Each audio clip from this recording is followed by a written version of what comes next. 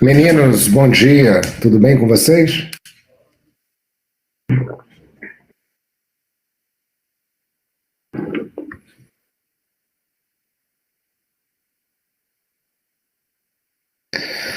Ô, Giovana, tudo bem, graças a Deus. Plantão tranquilo, né? Tá um friozinho bem levinho aqui no Parque de Exposição, aqui na base do SAMU. Quase não dá para sentir que tá frio.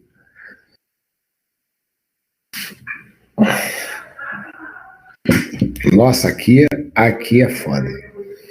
O frio aqui, acordar aqui no SAMU, no Parque de Exposição, nossa senhora. O bom é que o frio deixa o povo em casa, foi um plantão tranquilo, ninguém pediu SAMU à toa, então o povo pergunta, né? São duas condições em que isso acontece: quando tá frio e quando tá chovendo. O povo, quando liga pra gente aqui pedindo atendimento, pergunta se depois a ambulância leva de volta em casa. E aí, quando a gente fala que não faz serviço de Uber, é o famoso SAMUber. Aí, não, SAMUber, tem um nome próprio para isso agora. Quando a gente fala que não é SAMUber, aí o paciente desiste. Fala assim, não, então tá bom, doutor, obrigado. Eu deixo para ir amanhã de manhã, vou no posto de saúde aqui perto de casa. Gente, é cara de pau demais, né? Mas faz parte.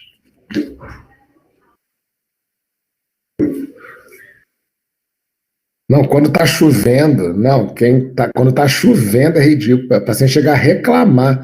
Fala assim, pô, doutor, mas tá chovendo, você vai trazer a gente de volta em casa? Eu falei, filho, não dá, né, filho? Não dá. Ontem ligou um paciente aqui perguntando se a gente ia em casa fazer o teste do Covid. Vocês vêm aqui em casa fazer o teste do Covid? Porque eu acho que eu tô com o Covid. Eu falei, não, a gente te leva para o hospital. Eu falei, mas eu chegar lá, eu vou pegar Covid. Eu falei, mas você não falou que acha que tá com Covid? Eu falei, não, por isso que eu queria fazer o teste. Ai, gente, é rir para não chorar, tá?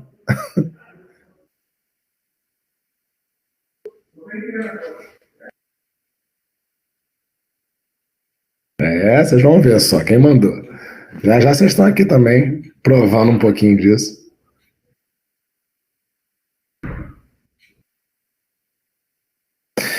Muito bem, meninos. Hoje é uma aulinha rápida, né? Eu não podia deixar de falar, mas aí se eu implementasse ela na aula de complicações micro e macrovasculares, né, crônicas do diabetes, a coisa ia se estender mais do que já foi.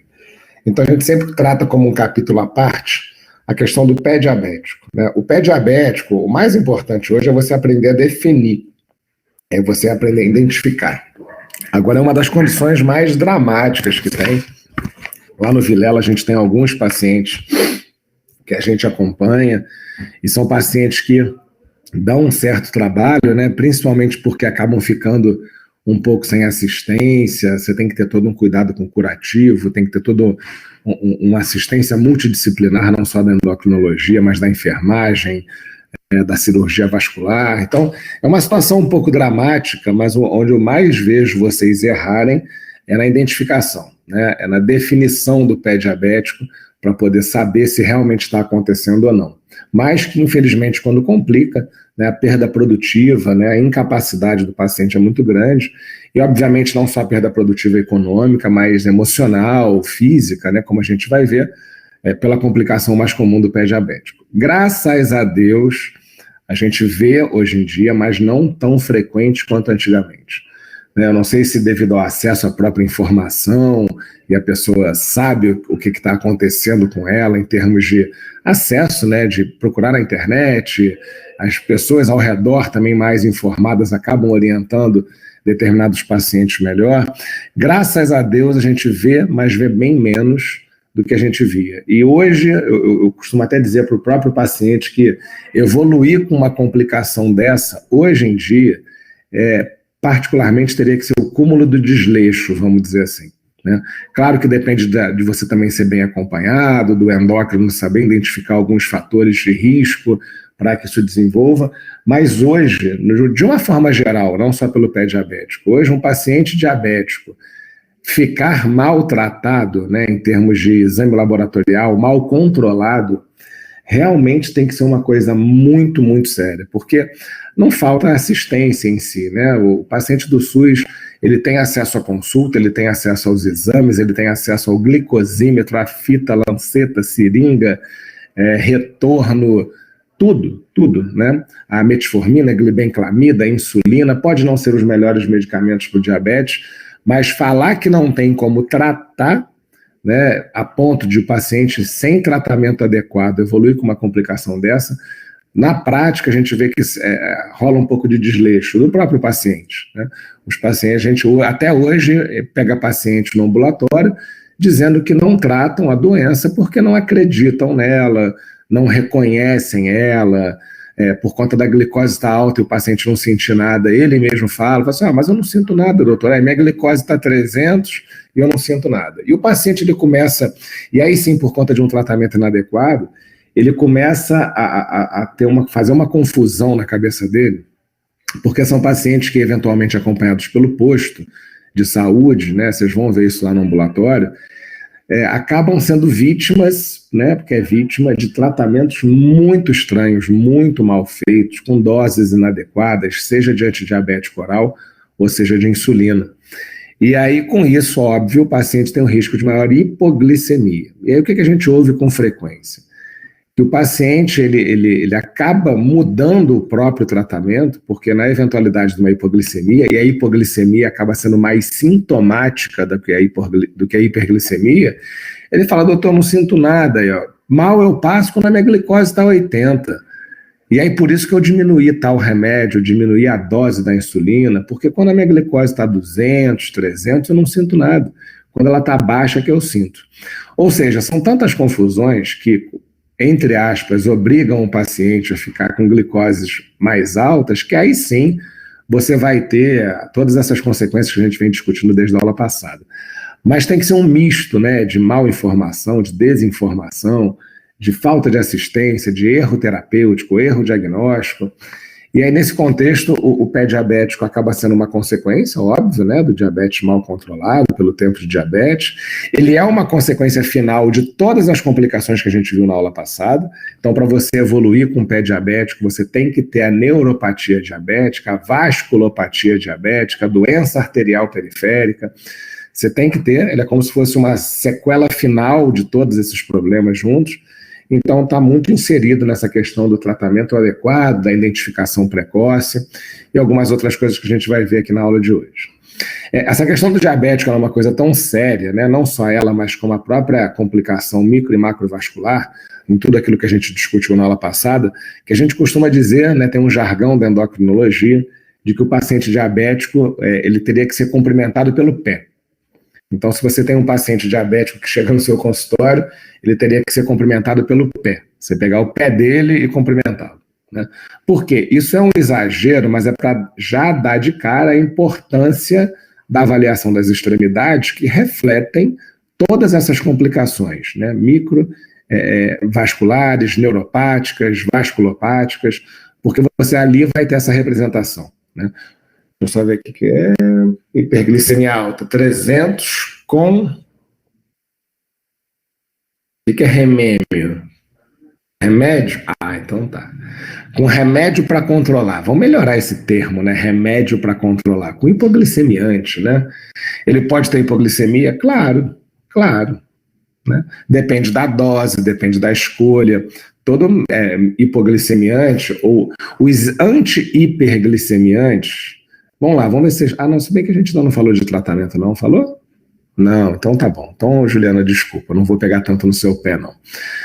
Mas os hipoglicemiantes, aqueles que estimulam a secreção de insulina, eles podem, né, fazer hipoglicemia. Aliás, o maior efeito colateral dessa classe de medicamento é justamente a hipoglicemia. Você vai aumentar a produção de insulina pancreática pelo paciente, obviamente ele pode ter hipoglicemia. Só que cuidado que nem sempre só eles vão ser suficientes. E aí a intenção da próxima aula, que a gente vai começar a falar de tratamento, é você estratificar o paciente para ver aonde ele vai, como que você vai conduzir esse caso, né? E isso depende muito da glicemia. Eu vou dar um exemplo ontem.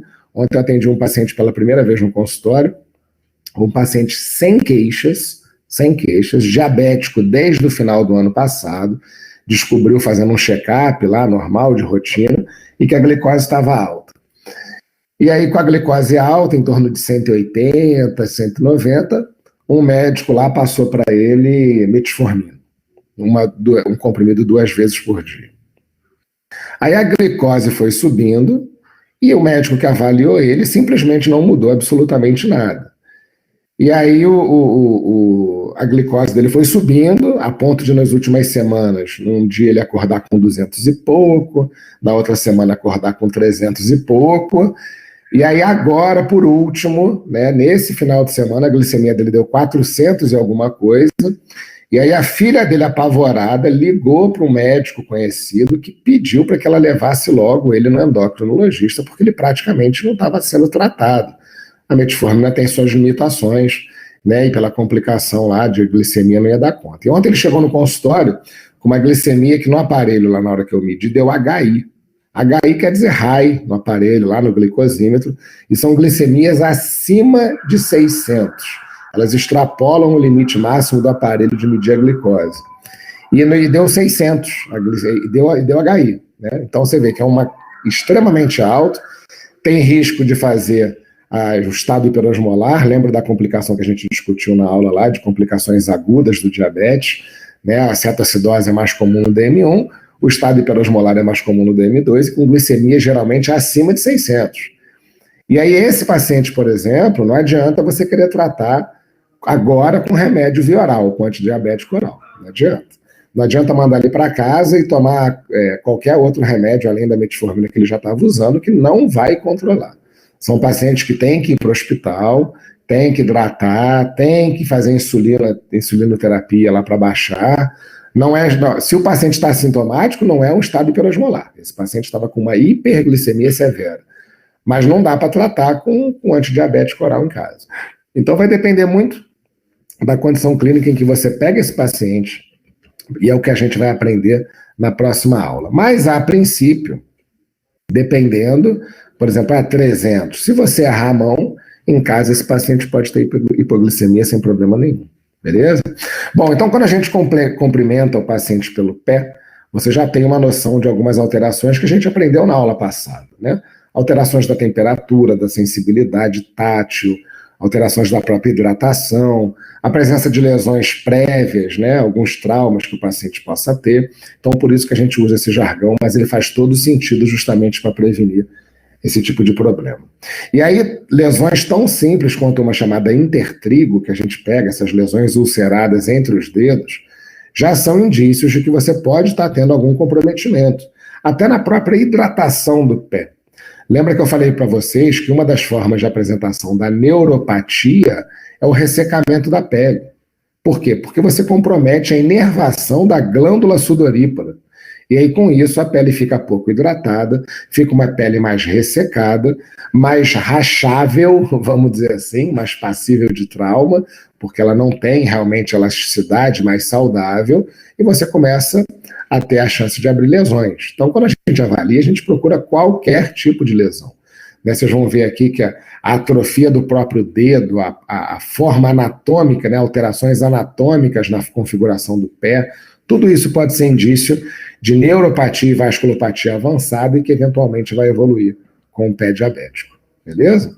Então é uma das principais complicações do diabetes, é uma das principais causas de internação e, por definição, meninos, e não esqueçam isso, pé diabético é infecção, ulceração e destruição do tecido profundo do pé, associado a anormalidades neurológicas e graus variados de insuficiência vascular, de vasculopatia nos membros inferiores, beleza? Por que tem que ser bem literal essa definição? Porque, por exemplo, não adianta você ter só um machucado no pé. Ah, não, ele tem um machucado no pé, é um pé diabético? Não. Ah, ele tem uma úlcera superficial do pé, é um pé diabético? Não. Ele tem alteração na sensibilidade, ele está com o pé dormente, é pé diabético? Não.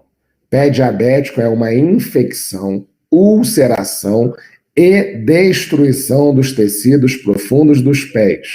E, obviamente, associados às anormalidades que a gente aprendeu na aula passada. Tanto a neuropatia quanto a doença arterial periférica. Beleza? Então, você tem que ter o somatório dessas características. Não adianta ter só uma coisa ou outra.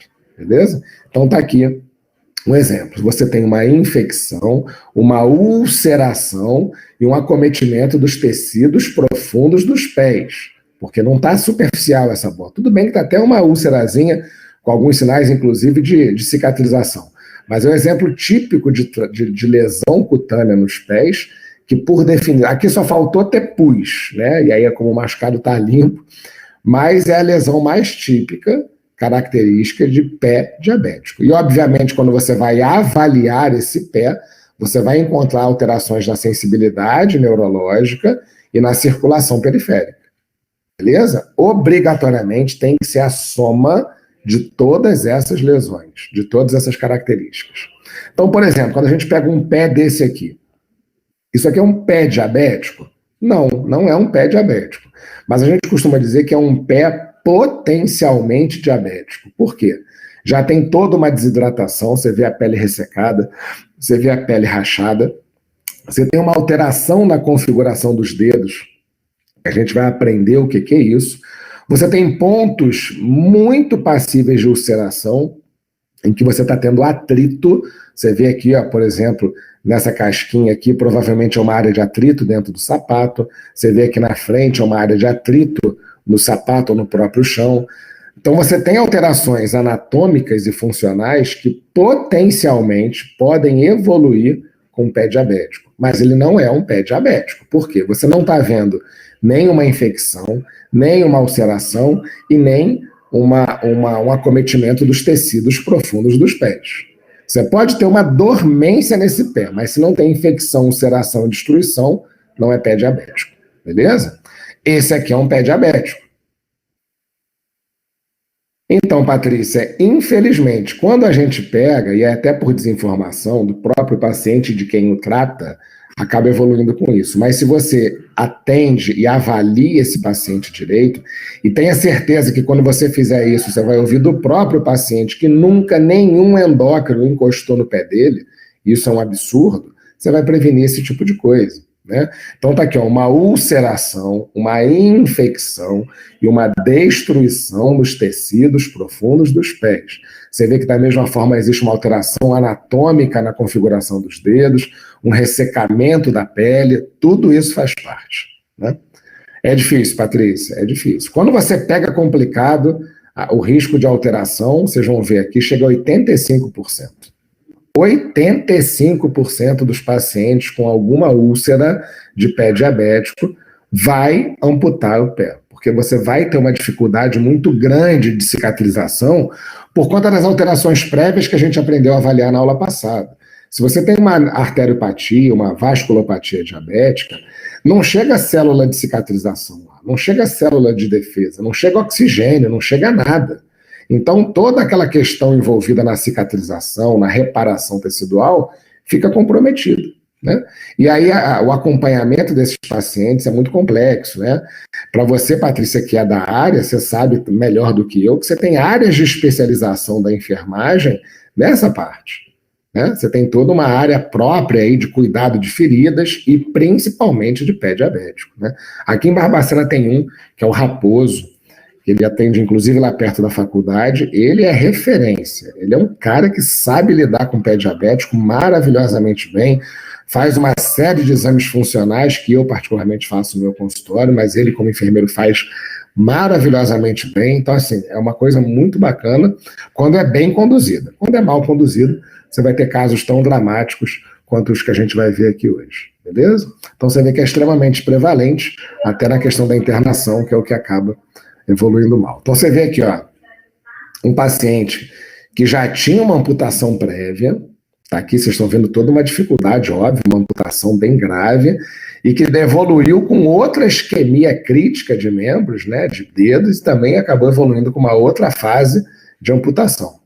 Isso é o que a úlcera acaba evoluindo. Né? O paciente tem toda uma lesão necrótica, né, acaba fazendo uma gangrena ali naquele local, e que realmente chega num ponto em que você tem que extirpar esse foco infeccioso, até porque também, dependendo do grau de infecção, não deixa de ser uma fonte que cada vez mais descompensa o paciente diabético. Então tem que tomar muito cuidado. Né? Existe hoje uma classificação bem legal, Em seu nome, tipo, é um cardzinho, que é esse que eu estou apresentando, que ele te ensina a classificar e a avaliar. Isso é legal, né? Isso foi uma tradução da Sociedade Internacional de Pé Diabético, né, americano, e que avalia e que te ensina, inclusive, essa condução, para você não ter erro, para você não deixar passar em branco esse tipo de coisa, né? Então, às vezes, para quem tem menos afinidade com isso, ou não sabe avaliar direito. E meninos, não é brincadeira não. Infelizmente no consultório a gente tem mais tempo de fazer isso com o paciente. Lá no Vilela a gente faz, mas a gente tenta só direcionar quando realmente tem uma alteração que sugira. Mas vocês não têm noção, né? A gente pega pacientes aí com 20 anos de diabetes, que já passaram na mão de dezenas de médicos e endocrinologistas, e vocês ficam surpresos de como ninguém avalia o negócio direito. Ninguém, né? E isso é o que a gente chama de encantamento da sua consulta, né? Eu particularmente, antes não, né? Na minha fase mais recente de medicina e tal, eu sempre gostei dessa parte empresarial, até para poder valorizar a consulta, entender essa questão de relacionamento com o cliente e tal. E aí você começa a aprender sobre marketing, sobre esse tipo de coisa. E aí, ultimamente, não sei se vocês acompanham, mas está na moda, né? O próprio marketing social, né? De você como médico ou como qualquer profissional liberal, se tornar mais presente, conhecido, né? No Instagram, Facebook ou qualquer coisa parecida dessas. Obviamente, no intuito de você angariar paciente, né? Se tornar conhecido e fazer com que os pacientes te procurem. Né? Só que para quem já mexe com isso, né, é uma crítica muito recorrente, que não adianta nada você ser o bambambam do Instagram e na hora do paciente te achar na sua consulta, você ser tão comum quanto os outros que o precederam. Né? E aí eu costumo brincar que a melhor propaganda que você vai ter como médico não é sendo famosinho do TikTok, que aliás de famoso não tem nada, né? Para mim é pagar mico, é coisa mais ridícula que a gente tem visto na prática, mas quer ser conhecido, faça medicina, faça aquilo que você aprendeu, faça aquilo que você aprende nas atualizações, em todas essas questões. Né? Uma delas, né, nesse contexto que eu estou falando, é avaliar o pé do paciente. Você fica conhecido como sendo um médico que avalia direito. Ontem eu fiz um check-up de uma paciente que veio a primeira vez no meu consultório, e a gente avaliou essa questão da neuropatia, sensibilidade protetora plantar. Todos os exames que a gente vai ver aqui hoje, eu faço rotineiramente, uma vez por ano, nos pacientes, que é inclusive a recomendação da Sociedade Americana de Diabetes, que algumas dessas avaliações são feitas anuais. E, gente, eu ouvi o óbvio. O acompanhante falou assim, pô, doutor, com uma avaliação dessa, é que a gente vê que vale a pena pagar a consulta. Isso aí é o exemplo típico, né, de paciente que nunca foi avaliado direito. Né? E aí isso traz muito mais paciente do que você ficar fazendo dancinha no TikTok. Né? Cada vez eu recebo uns vídeos que, pelo amor de Deus, eu não sei o que acontece com vocês depois que fazem uma coisa dessa. Né? Por favor. Ainda bem que eu sou ruim de memória, porque se eu ver algum de vocês e lembrar que vocês são meus alunos, nossa, não sei nem o que eu faço. Mas vamos lá. Então você tem esse cardzinho que te ensina a classificar. Né? Você tem a infecção leve, a infecção moderada, a infecção grave, a avaliação da própria lesão, da hiperemia, o aumento do calor. E, gente, vocês estão vendo aqui, tecnicamente falando, não precisa de nenhum exame de outro mundo, equipamento caro, investimento. Não precisa. Se você avaliar, já vai fazer coisa que mais da metade dos médicos não faz. Né? Então, realmente, o cerco se fecha e fica cada vez mais difícil você não fazer isso. Né? Então, a gente tem que sempre ter isso em mente, beleza? A fisiopatologia, como eu falei para vocês, envolve toda aquela questão prévia. Né? O paciente não vai abrir uma úlcera do nada com as características de um pé diabético sem motivo. Não vai.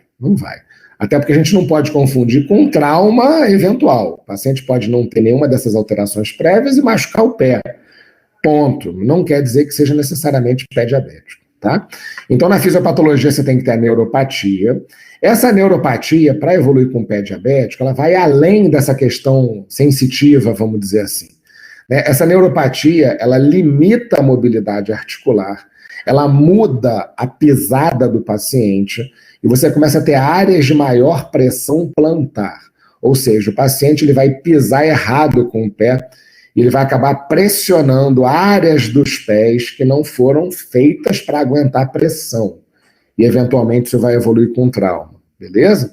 Você tem a doença arterial periférica, óbvia, né? Você tem um comprometimento arterial em que o paciente não vai ter a chegada lá de oxigênio, de células de reparação, a própria oxigenação do tecido vai ficar comprometida e, eventualmente, você vai ter a lesão tecidual, né? Até pela baixa qualidade de pele que o paciente tem por conta da sudorese, da hidratação local e, eventualmente, por um trauma que ele vai ter num pé que era potencialmente diabético, já vinha com neuropatia, já vinha com vasculopatia, e por conta dessa limitação da mobilidade, por conta dessa alteração de pisada, esse paciente pode ter um trauma, pode ter um trauma mesmo local, um ferimento local, ele não vai sentir esse trauma por conta da neuropatia, aquilo ali vai ficar mal cuidado e vai acabar evoluindo com o pé diabético. Essa é a história mais comum que a gente tem de pé diabético. E cuidado, viu, meninos? Pé diabético é uma coisa.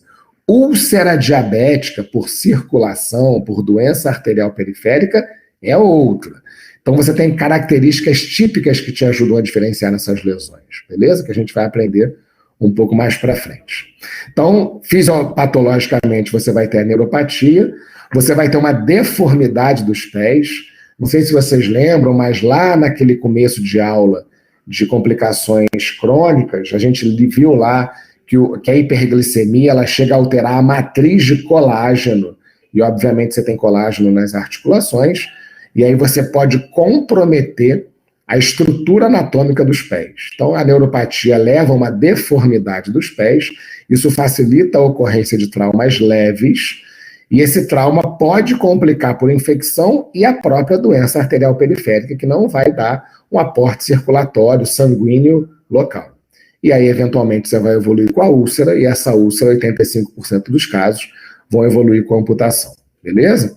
Então, a gente conversou sobre isso, a neuropatia diabética sensitivo-motora, a doença arterial periférica, a teoria daqueles produtos finais da glicação avançada, e que vão levar às alterações biomecânicas. Além disso, são pacientes que, por conta do diabetes, podem ter baixa acuidade visual, porque você imagina, meninos, se o paciente já tem pé diabético e ele é consequência de neuropatia, vasculopatia, o que dirá da nefropatia, da oftalmopatia, da doença aterosclerótica, né, das complicações macrovasculares. Então você tem uma série de outros fatores envolvidos nisso que vão facilitar a evolução para o pé diabético. Então, por exemplo, o paciente não enxerga direito, tem limitação da mobilidade articular, eventualmente usa calçados inadequados, que isso é extremamente comum. O paciente é mal orientado quanto ao calçado ideal. E aí ele vai ter trauma. São pacientes que têm sarcopenia da idade, sarcopenia relacionadas ao próprio diabetes, perda de força muscular. Você avalia um paciente com alguns exames, você vê que ele não levanta o pé direito para andar, ainda tem uma limitação da mobilidade articular, então a pisada dele fica cada vez mais alterada. E, eventualmente, isso aumenta o atrito do pé com o chão.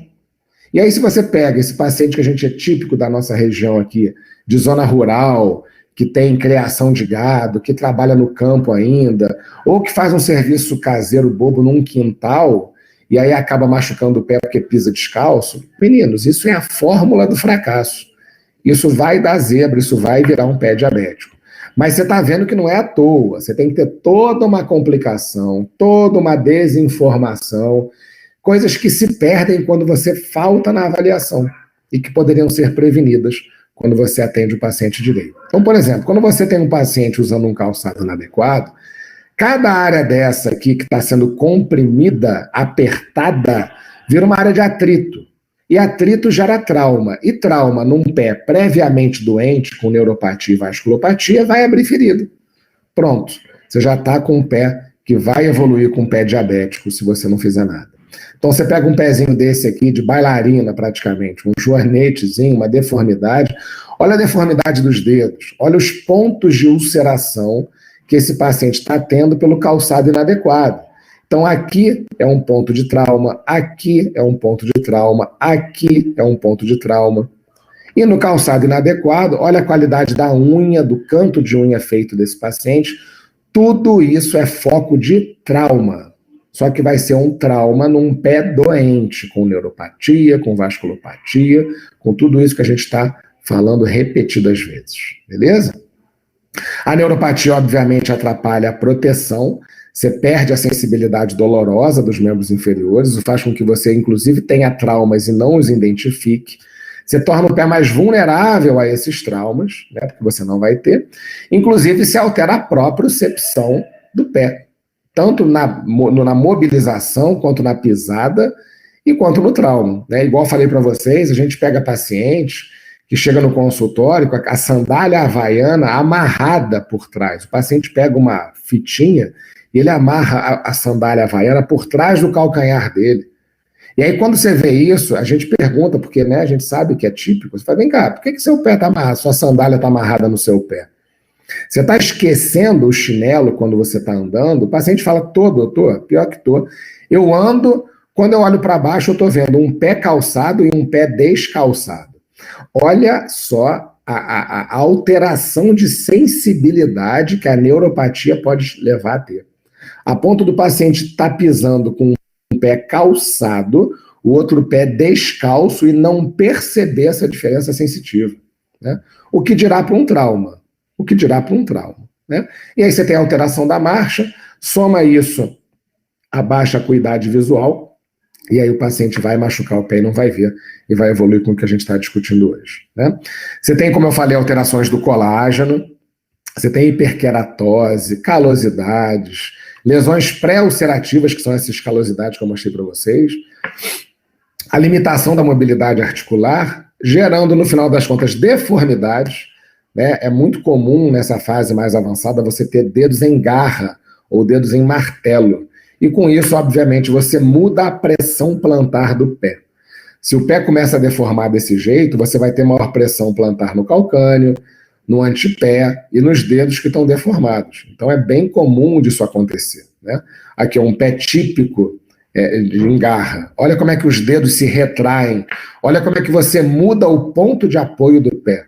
Você começa, por exemplo, a tocar no solo ou no próprio sapato a ponta do dedo, e essa ponta aqui não encostaria no chão, né? Mas pela deformidade tá, sem contar o contato entre os próprios dedos. Então você tem que avaliar isso, porque isso aqui foi um paciente no meu consultório, é um paciente do meu consultório. Aqui, ó, típico, uma paciente diabética, uma paciente com anos de diabetes, e olha como é que já está começando a deformar, olha como é que você já tem uma retração dos tendões dos pés, já está começando a fazer os dedos em garra ou martelo, e cada deformidade dessa aqui é um ponto de atrito anormal. Né? Você já tem um ressecamento da pele, já tem um mau cuidado das unhas, e a própria unha se torna doente pela má qualidade do colágeno, da oxigenação e da circulação. Então, meninos, não tem como deixar passar em branco. Né? Mas, no final das contas, em que é útil essa avaliação? Para que o paciente tome cuidado, para que você oriente ele quanto ao calçado, para que você oriente ele a colocar, existem adesivos que você bota para proteger essas áreas de atrito, para você minimizar isso aí, para você orientar uma hidratação correta, para você orientar um cuidado maior com as unhas, porque podem também ficar pior do que isso. Se você não identifica, o paciente acha que é normal, que pode estar alterado pela idade, não vai levar nada disso a sério. Né? E ele vai evoluir com uma úlcera diabética, beleza? Com o pé diabético. Então, tem que ter cuidado, né? Olha como é que os pontos de pressão mudam, né? As calosidades vão aparecendo. Então, é extremamente comum de ver, né? Então, tem que tomar cuidado. Você não pode deixar passar em branco, não. E tá aqui um esquema ilustrando isso. Você pega uma área de atrito alterada, né? Que o pé não estava acostumado a ter. Num primeiro momento, você até estimula uma calosidade, que é como se fosse uma reação, né, protetora, mas que dependendo do trauma persistente, você vai acabar evoluindo com esse trauma e você vai alterar. Uma das formas de você avaliar essa questão da alteração do colágeno, levando a uma alteração da mobilidade articular, é você pedir para o paciente fazer uma coisa que chama sinal da prece. Né? Você pede para ele encostar uma mãozinha na outra, obviamente sem forçar e o dedo esticar. E é bacana que quando eu falo isso, alguns de vocês estão fazendo. Então você bota uma mãozinha de frente para a outra e encosta os dedos. Normalmente, quando você faz isso, todos os seus dedos se encostam. Agora, se você tiver uma limitação articular, da mobilidade articular, você vai ter essa questão. As pontas vão se encostar, mas o resto dos dedos não. Né? E aí você já vê que o paciente tem uma alteração de mobilidade articular. Uma avaliação boba, simples, mas que já reflete, obviamente, alterações da mobilidade em todas as articulações do paciente. Beleza? Bom, por conta disso que a gente falou de mudança de pressão, você tem todas essas áreas de risco, né, para você abrir úlcera, então por isso que a gente avalia se não está havendo isso, e obviamente a neuropatia está envolvida. Só que aí cuidado, por quê? Quando você avalia uma ferida, quando você avalia uma úlcera num paciente, você tem algumas características que vão te ajudar a diferenciar se é uma úlcera neuropática ou vasculopática, beleza? Uma úlcera neuropática, obviamente, ela é assintomática, ela não tem dor, mas ao mesmo tempo você tem pulsos palpáveis. Então não é uma doença arterial crítica, não é uma úlcera isquêmica arterial. Então muito cuidado com isso, né? Esse tipo de úlcera assintomática, indolor e com pulsos palpáveis é a úlcera mais típica do pé diabético, beleza? Porque úlceras em que você tem ausência de pulso, e são úlceras que geralmente aparecem na face anterior da perna ou na parte de cima dos pés, geralmente são úlceras vasculopáticas. E essas úlceras não têm necessariamente nada a ver com o pé diabético, beleza? Então cuidado, porque a classificação, a gente volta ao primeiro slide, infecção, ulceração e destruição dos tecidos profundos dos pés, beleza? Você tem aquela questão da neuropatia autonômica, como eu falei para vocês, você compromete a glândula sudorípara, você perde a hidratação e a oleosidade da pele, isso deixa ela mais passível a trauma. Você pode ter uma simples intertrigo, que não deixa de ser uma lesão ulcerada, mas se infeccionar num pé com todas essas características prévias que a gente discutiu, óbvio que vai virar um pé diabético. Beleza? A doença arterial periférica acaba sendo a cereja do bolo para que o paciente realmente tenha essa complicação mais grave, né? Como a gente viu lá na fisiopatologia, você perde o controle neurovascular porque você compromete a inervação do vaso, com isso você altera o fluxo capilar, alterando o fluxo capilar, vai faltar oxigênio, vai faltar fluidos que podem ajustar na resposta inflamatória. Né? E, obviamente, o paciente vai ficar mais suscetível à lesão tecidual e à dificuldade da própria cicatrização, beleza? A ponto de levar uma coisa chamada de pé de Charcot, que é como se fosse o ápice da destruição articular, mobilidade e vasculatura, né? A gente vai ver o que é o pé de Charcot. Então, aqui é uma forma de você classificar um pé neuropático e um pé isquêmico, beleza? Então, por exemplo, pé neuropático, como a fisiopatologia é neurológica, então, primeiro, ele é um pé quente, porque o problema não está necessariamente no vaso. O vaso está lá e está batendo, mas está chegando sangue. Ou seja, é um pé quente e é um pé rosado, mas é uma pele seca, tem deformações por alterações do colágeno e tem insensibilidade à dor. E o pulso está presente. Não estamos discutindo aqui a microcirculação, beleza? Mas é um pé quente, é um pé rosado, mas com a pele seca, com pulso e insensível. Né? Quer dica melhor do que essa para saber que é neuropática? Não tem. Agora, o pé isquêmico é o contrário. Como falta sangue, literalmente é uma isquemia. É um pé frio, é um pé pálido, é um pé sem pulso ou pulso muito diminuído e aquela lesão, ela é dolorosa. Aquela lesão no pé é dolorosa. Então, isso te ajuda, semiologia básica, né, gente? Isso te ajuda a diferenciar essas duas úlceras, beleza? Essa teoria dos produtos finais da glicação avançada, a gente falou, né, naquela fisiopatologia das complicações crônicas do diabetes, também tem tratamento, né? Você trata lá com derivados do complexo B, da B1, da B6 principalmente, que é a tiamina, a benfotiamina, o ácido tiótico. Você usa flavonoides, inclusive, como antioxidantes, né, para poder melhorar. Você usa aspirina, que também tem um potencial antioxidante, antiagregante plaquetário, anti-inflamatórios. você tem todo um esquema terapêutico que trata algumas dessas vias fisiopatológicas envolvidas no pé diabético, beleza? E lembra, gente, que assim, um em cada dois pacientes com polineuropatia não tem sintoma neuropático e dor neuropática, beleza? Não tem. E, obviamente, por conta disso, ele não é tratado direito. Por isso que a avaliação clínica, que é o que eu estou mais falando aqui na aula de hoje, é fundamental para prevenir essa complicação. Beleza? Então, na avaliação clínica, a gente faz isso de forma anual, né? Isso identifica mais de 58%. Só a história clínica e o exame dos pés já pegaria 58% do problema. E, obviamente, você vai avaliar as vias fisiopatológicas que podem evoluir com o pé diabético. Você quer ver a neuropatia, você quer ver a vasculopatia, beleza? Mas não só isso, o exame físico completo dos pés, procurando o que a gente acabou de discutir aí, que são os indícios de que podem evoluir com isso. Quando você pega um pé de Charcot, que é um desabamento do arco médio do pé, esse aí é o pé mais avançado que você tem e que, se não chegar já de cara com uma úlcera, falta pouco para acontecer. O problema é que o pé de Charcot, que é esse desabamento ósseo por alteração do colágeno e da qualidade da articulação, quando você desaba o arco, esse desabamento vai fazer essa calosidade no meio do pé que vai passar a ser um ponto de atrito. Tá aqui, ó. Não tem por que você ter uma úlcera no meio do pé, da sola do pé, porque o arco plantar não deixa essa área tocar o chão repetidamente. Então, quando você tem o pé de Charcot, esse desabamento do meio do pé torna esse pé mais passível à ulceração por atrito, justamente nessa área que passou a ter mais contato.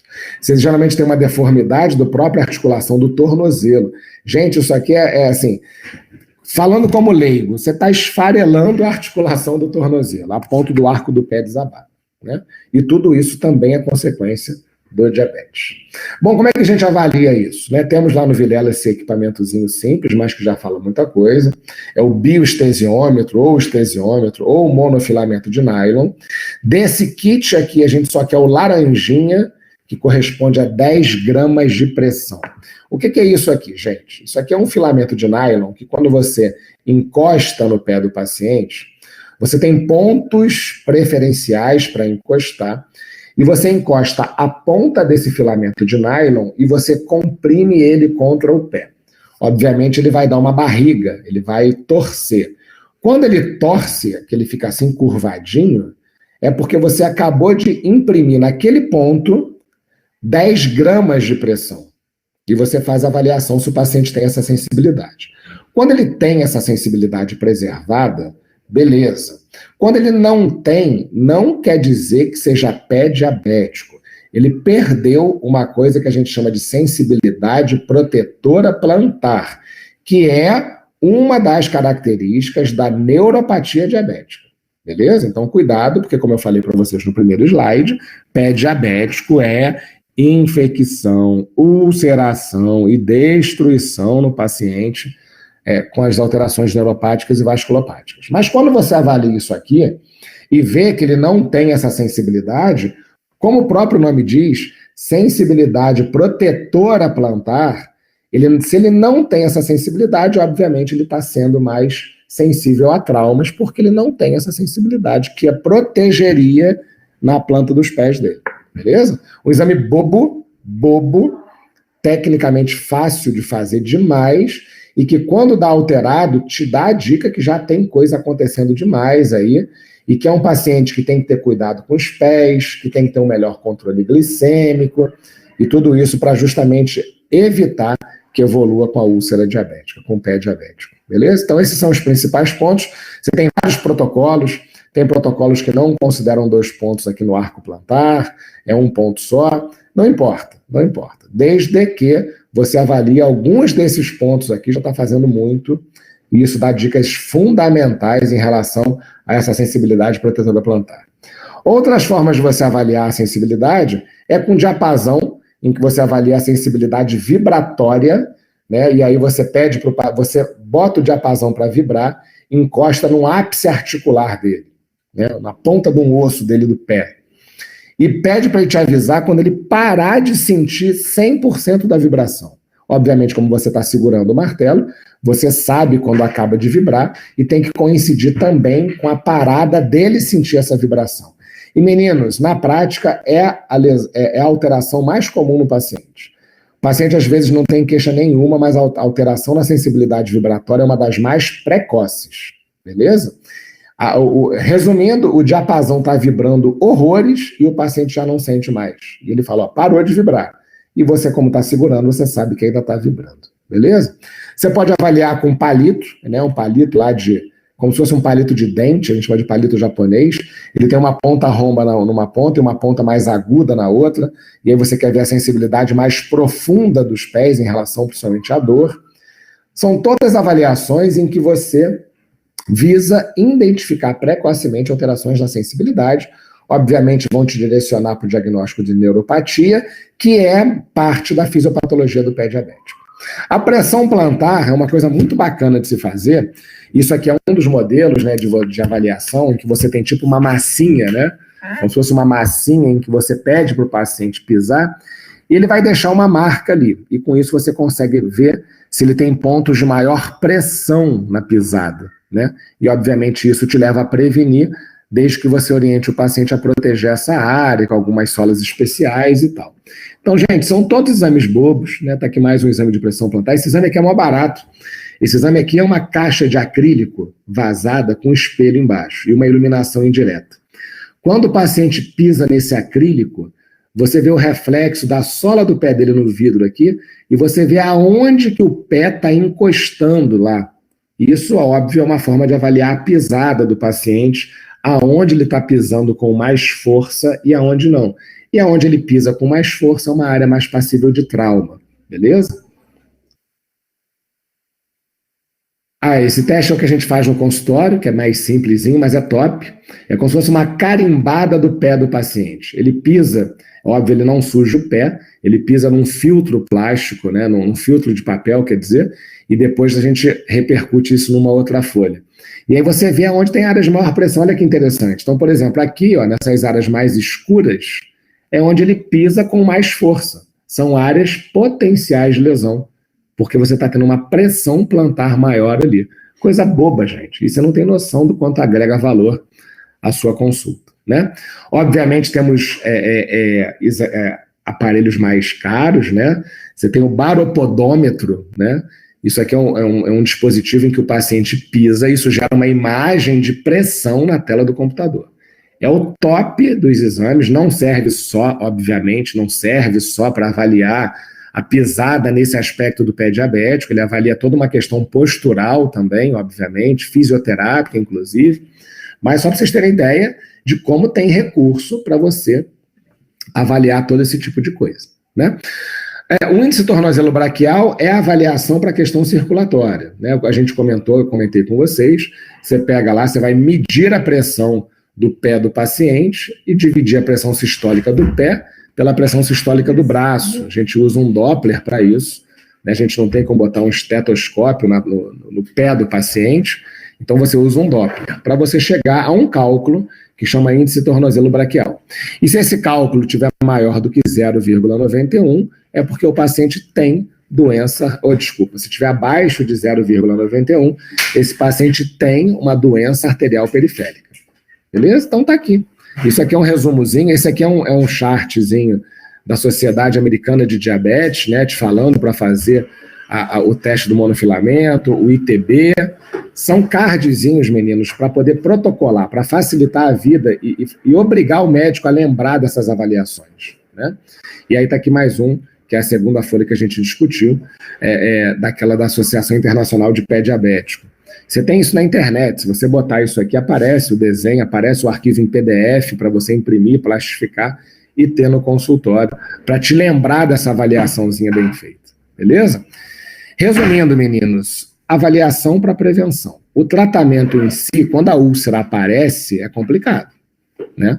Você tem que manejar muito bem essa glicemia, você tem que tratar a doença arterial periférica, você tem que tratar a neuropatia diabética e, obviamente, você tem que manter muito bem controlados os níveis glicêmicos do paciente para desacelerar a fisiopatologia que está levando àquela lesão. Mas, meninos, o recado principal: preocupem-se com os pés do paciente, preocupem-se com uma avaliação criteriosa para identificar precocemente essas alterações que vão ter tanto a nível neurológico quanto a nível vascular. Beleza? Meninos, alguma dúvida? Tudo tranquilo? Entenderam? Chega a ser uma aula até repetitiva, né? Porque a gente fica lembrando da definição do pé diabético, da fisiopatologia. É uma aula bem tranquila, mas repetitiva, porque realmente não tem como esquecer. Beleza?